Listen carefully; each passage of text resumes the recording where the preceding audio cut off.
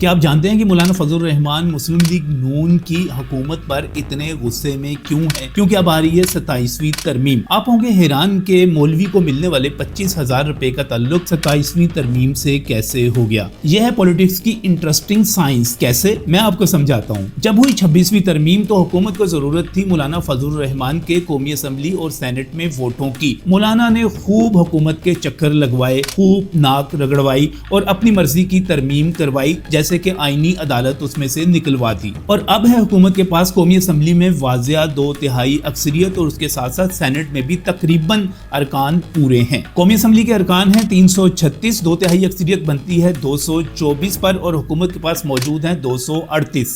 مسلم league نون کے 125، Pakistan Peoples party کے 75، M Q M Pakistan کے 22، کاف لیگ کے 5، آئی پی پی کے 4 اور انڈیپینڈنٹ بھی 4، اور اس کے ساتھ ہی 2 ارکان بلوچستان عوامی پارٹی اور نیشنل پارٹی کے، جبکہ اپوزیشن کے پاس ہیں صرف 98 ارکان، جس میں شامل ہیں ایس آئی سی یعنی کہ سنی اتحاد کونسل کہہ لیں یا پاکستان تحریک انصاف کہہ لیں، اس کے 80 ارکان، جے یو آئی کے 10 ارکان، انڈیپینڈنٹ 5 اور اس کے ساتھ ساتھ 3 چھوٹی جماعتوں کا ایک رکن، ٹوٹل ہوئے 98۔ سینٹ کی 96 نشستوں میں سے 63 ہیں حکومت کے پاس اور اپوزیشن کو ملی ہیں 30۔